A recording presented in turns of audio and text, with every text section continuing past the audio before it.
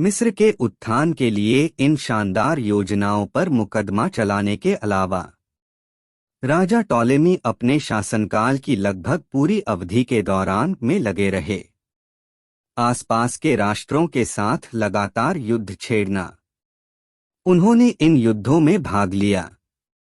भाग में अपने साम्राज्य की सीमाओं का विस्तार करने के उद्देश्य से और भाग के लिए अन्य शक्तियों की आक्रामकता और अतिक्रमण के खिलाफ आत्मरक्षा। वह अंत में सबसे स्थिर और स्थायी पर अपना राज्य स्थापित करने में सफल रहा। आधार और तब जब वह वास्तव में अपने जीवन के अंत की ओर आ रहा था, 80 वर्ष से अधिक आयु के, उन्होंने अपने सबसे छोटे बेटे के पक्ष में अपना सिंहासन त्याग दिया, जिसका नाम टॉलेमी भी था। टॉलेमी पिता राजवंश के संस्थापक हैं। टॉलेमी सोटर के नाम से इतिहास में आमतौर पर जाना जाता है। उनका बेटा कहा जाता है टॉलेमी फिलाडेल्फस। यह बेटा हालांकि सबसे छोटा था, उसे उसके लिए पसंद किया गया था। भाइयों को सबसे इष्ट का पुत्र होने के कारण सिंहासन के उत्तराधिकारी के रूप में और सम्राट की पत्नियों के प्रिय छोड़ने के लिए सोटर का दृढ़ संकल्प इस पसंदीदा पुत्र को सुरक्षित कब्जे में रखने की इच्छा से सिंहासन स्वयं उत्पन्न हुआ। उसकी मृत्यु से पहले बड़े भाइयों को विवाद करने से रोकने के लिए उत्तराधिकार फिलाडेल्फस के राज्याभिषेक को सबसे अधिक में से एक बनाया गया था। शाही धूमधाम और परेड की व्यवस्था करने वाले शानदार और प्रभावशाली समारोह। 2 साल बाद टॉलेमी के पिता की मृत्यु हो गई और उनके बेटे ने उन्हें दफन कर दिया।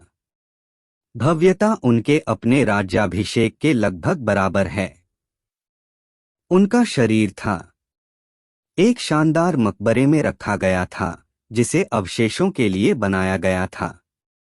सिकंदर और इतनी ऊंची श्रद्धा थी जो मानव जाति के लिए महसूस की गई थी। उनके कारनामों की महानता और उनके शासनकाल की भव्यता की दिव्य सम्मान थे। उसकी याद में भुगतान किया। टॉलेमी के महान राजवंश की उत्पत्ति ऐसी ही थी। लाइन के कुछ शुरुआती शासकों ने कुछ हद तक माननीयों का अनुसरण किया। इसके विशिष्ट संस्थापक ने उन्हें उदाहरण दिया, लेकिन यह उदाहरण जल्द ही था खो गया और सबसे चरम अधपतन और दुर्बलता द्वारा सफल हुआ। बाद के शासक जल्द ही जीने लगे और पूरी तरह से संतुष्टि के लिए शासन करने लगे, अपनी खुद की कामुक प्रवृत्तियों और जुनून से। कामुकता कभी कभी शुरू होती है दया के साथ, लेकिन यह हमेशा सबसे लापरवाह और असहनीय क्रूरता में समाप्त होता है। टॉलेमी अंत में सबसे घृणित और भयानक अत्याचारी बन गए। पूर्ण और गैर जिम्मेदार शक्ति का सिद्धांत कभी उत्पन्न हुआ। एक था वाइस, विशेष रूप से एक ऐसा वाइस जिसे उन्होंने एशियाटिक से अपनाया है। फारसी साम्राज्य के राष्ट्र जिसके सबसे भयानक परिणाम हुए। यह वाइस अनाचार था। ईश्वर का नियम न केवल शास्त्रों में बल्कि मूल प्रवृत्ति में भी घोषित किया गया है। मानव आत्मा के घनिष्ठ संबंधों से जुड़े लोगों के बीच अंतर्विवाहों की मनाही है। रक्त संबंध। ऐसे कानून की आवश्यकता उन विचारों पर निर्भर करती है जो कर सकते हैं। यहां पूरी तरह से समझाया नहीं जा सकता, हालांकि वे विचार हैं जो उत्पन्न होते हैं। एक सामाजिक प्राणी के रूप में मनुष्य की प्रकृति में निहित कारण और जो हैं सार्वभौमिक, शाश्वत और दुर्गम बल के खिलाफ अपने प्राणियों की रक्षा के लिए शारीरिक और नैतिक दोनों तरह के दुखद परिणाम जो इससे उत्पन्न होते हैं। इस तरह के विवाहों की प्रथा प्रकृति के महान लेखक ने हर किसी में प्रत्यारोपित की है। दिमाग में उनकी आपराधिकता का एक सहज बोध होता है जो प्रभावी देने के लिए पर्याप्त शक्तिशाली होता है। खतरे की चेतावनी और इतनी सार्वभौमिक कि इसकी एक अलग निंदा हो। उन्हें लिखित कानून के लगभग हर कोड में दर्ज किया जाना चाहिए जो कभी रहा हो। मानव जाति के बीच प्रकाशित हो चुकी है। हालांकि फारसी शासक सबसे ऊपर थे। कानून और अनाचार विवाह की हर प्रजाति उनके बिना अभ्यास किया गया था। शर्म। टॉलेमी ने उनके उदाहरण का अनुसरण किया। अनाचार घरेलू जीवन की प्रकृति की सबसे हड़ताली प्रदर्शनियों में से एक, जो बुतपरस्त वायस और अपराध के पूरे निराशाजनक चित्रमाला द्वारा वहन किया जाता है, क्लियोपेट्रा के परदादा के इतिहास में प्रस्तुत किया गया है, जो कि है इस कथा का मुख्य विषय। वह टॉलेमी फिजकॉन थे। 7वें में रेखा। उनके इतिहास और उनके परिवार के कुछ विवरण देना आवश्यक है, उन परिस्थितियों की व्याख्या करने के लिए जिनके तहत क्लियोपेट्रा खुद सामने आई। मंच। फिस्कॉन नाम, जो बाद में उनका ऐतिहासिक पदनाम बन गया, मूल रूप से उसे अवमानना और उपहास में दिया गया था। उनका कद बहुत छोटा था ऊंचाई के संबंध में, लेकिन उसकी लोलुपता और कामुकता ने उसे बेहद बना दिया था। शरीर से भरा पूरा, जिससे वह आदमी से ज्यादा राक्षस जैसा दिखता था। अवधि। फिस्कॉन एक ग्रीक शब्द था जो अपमानजनक रूप से हास्यास्पद आकृति को दर्शाता है कि उसने बनाया। टॉलेमी फिजकॉन के सिंहासन तक पहुंचने की परिस्थितियां न केवल वहन करती हैं उनके चरित्र का एक आकर्षक चित्रण, लेकिन एक बहुत ही वफादार हालांकि भयानक तस्वीर समय के शिष्टाचार और नैतिकता के बारे में। वह एक लंबे और क्रूर में लगे हुए थे। अपने भाई के साथ युद्ध किया, जो उससे पहले राजा था जिसमें उसने युद्ध किया था। सभी कल्पनीय अत्याचार, जब अंत में उसके भाई की मृत्यु हो गई, उसके जीवित बचे लोगों के रूप में। उसकी पत्नी जो उसकी बहन भी थी, और एक बेटा जो अभी बच्चा ही था। यह बेटा था सही मायने में ताज का उत्तराधिकारी। फिस्कॉन खुद एक भाई होने के नाते कोई दावा नहीं करता था, एक बेटे के खिलाफ के रूप में। रानी का नाम क्लियोपेट्रा था। यह वास्तव में एक बहुत ही था टॉलेमिक लाइन की राजकुमारियों के बीच आम नाम क्लियोपेट्रा। इसके अलावा उसके बेटे की एक बेटी थी जो उस समय एक जवान और खूबसूरत लड़की थी। उसका नाम भी क्लियोपेट्रा था। बेशक वह भतीजी थी क्योंकि उसकी मां थी। फिस्कॉन की बहन। पति की मृत्यु के बाद मां क्लियोपेट्रा की योजना अपने बेटे को बनाने की थी, मिस्र के राजा और खुद को रीजेंट के रूप में शासन करने के लिए, जब तक कि वह न हो जाए उम्र। हालांकि फिस्कॉन के दोस्तों और अनुयायियों ने उनकी एक मजबूत पार्टी बनाई। कृपादृष्टि। सिंहासन पर अपने दावों का दावा करने के लिए उन्होंने उसे अलेक्जेंड्रिया आने के लिए भेजा। वह आया और एक नया गृह युद्ध छिड़ने के कगार पर था। भाई और बहन, जब लंबे समय तक विवाद को एक संधि द्वारा सुलझाया गया जिसमें यह निर्धारित किया गया था कि फिस्कॉन को क्लियोपेट्रा से शादी करनी चाहिए और राजा बनना चाहिए, लेकिन वह अपने पूर्व पति द्वारा क्लियोपेट्रा के बेटे को अपना उत्तराधिकारी बनाना चाहिए। यह संधि मां के साथ विवाह के उत्सव तक लागू किया गया था। चिंतित था और सिंहासन पर फिस्कॉन की स्थापना। लेकिन कपटी राक्षस ने लड़के के प्रति अपनी आस्था रखने के बजाय दृढ़ निश्चय कर लिया।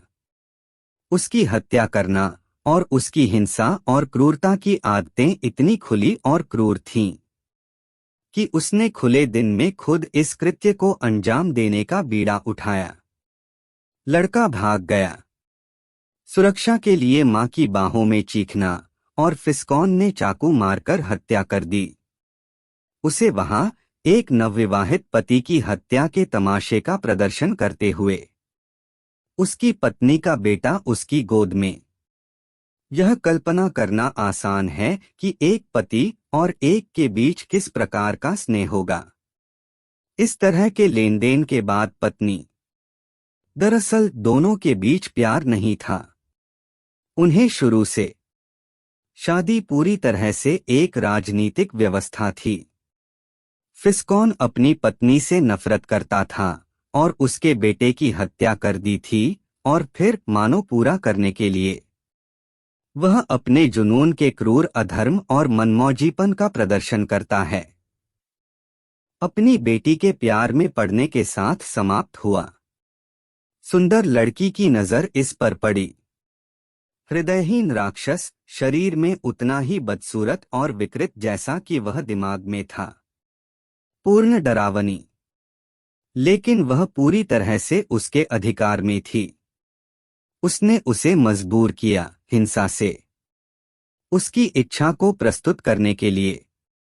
उसने मां को मना किया और बेटी को मजबूर किया, उसकी पत्नी बनो। फिस्कॉन ने क्रूर अत्याचार और क्रूरता के समान गुण प्रदर्शित किए। अपनी प्रजा के साथ व्यवहार जो उसने अपने घरेलू संबंधों में प्रकट किया। विवरण हम यहाँ नहीं दे सकते, लेकिन इतना ही कह सकते हैं कि उनके ऊपर अत्याचार हुए। लंबाई बिल्कुल असहनीय थी, और एक विद्रोह इतना विकराल हो गया कि वह भाग गया देश से। वास्तव में वह मुश्किल से अपनी जान बचाकर भागा था, जैसा कि भीड़ ने किया था। महल को घेर लिया और अत्याचारी को जलाने के इरादे से उसमें आग लगा रहे थे, खुद और उसके अपराधों के सभी साथी एक साथ। फिस्कॉन हालांकि भागने का प्रयास किया, वह अपने साथ लेकर साइप्रस के द्वीप पर भाग गया। कुछ सुंदर लड़का, उसका बेटा क्लियोपेट्रा द्वारा जिसे उसने तलाक दे दिया था, उनके लिए तलाक से काफी पहले शादी कर ली थी, एक बेटा पैदा करने के लिए। का नाम, यह लड़का मेम्फाइटिस था। उनकी मां उनसे बहुत प्यार से जुड़ी हुई थीं, और फिस्कॉन उसे अपने लिए एक बंधक के रूप में रखने के लिए इसी कारण से दूर ले गया। मां का अच्छा व्यवहार, उसने कल्पना की कि जब वह चला गया था तो वह संभवतः हो सकती थी सिंहासन पर फिर से कब्जा करने का प्रयास। इस संबंध में उनकी अपेक्षाएं पूरी हुईं। अलेक्जेंड्रिया के लोगों ने रैली की, क्लियोपेट्रा के चारों ओर, और उसे मुकुट लेने के लिए बुलाया। उसने ऐसा किया, महसूस किया। शायद इस तरह के कदम से होने वाले खतरे के संबंध में कुछ आशंकाएं हैं। संभवतः उसके अनुपस्थित लड़के को ले आओ। हालांकि उसने खुद को विचार से शांत कर लिया कि वह अपने ही पिता के हाथों में था और वह संभवतः नहीं आ सकता था। चोट, कुछ समय बीतने के बाद क्लियोपेट्रा ठीक होने लगी थी। अलेक्जेंड्रिया में सर्वोच्च शक्ति के कब्जे में स्थापित उसका जन्मदिन पहुंचे और इसे अधिक से अधिक मनाने की व्यवस्था की गई। शानदार ढंग, जब दिन आया तो पूरे शहर को दिया गया था उत्सव और आनंद। महल में भव्य मनोरंजन दिया जाता था, और खेल, चश्मा और हर किस्म में नाटकों का प्रदर्शन किया गया। शहर के सभी तिमाहियों क्लियोपेट्रा खुद एक शानदार आनंद ले रही थी। मनोरंजन अदालत के स्वामी और महिलाओं और उसके अधिकारियों को दिया गया। सेना शाही महलों में से एक में। उत्सव और आनंद के इस दृश्य के बीच रानी को इसकी घोषणा की गई कि उसके लिए एक बड़ा बक्सा आ गया था। बॉक्स को अपार्टमेंट में लाया गया था। यह उस समय भेजे गए कुछ शानदार उपहारों का आभास हुआ। इस अवसर के सम्मान में किसी मित्र द्वारा रानी की जिज्ञासा जगी, यह जानने के लिए कि रहस्यमय संदूक में क्या हो सकता है। उसने इसे खोलने का आदेश दिया और मेहमान चारों ओर इकट्ठे हो गए, प्रत्येक की पहली झलक पाने के लिए उत्सुक थे। सामग्री ढक्कन हटा दिया गया था और उसके नीचे एक कपड़ा ऊपर उठाया गया था जब करने के लिए।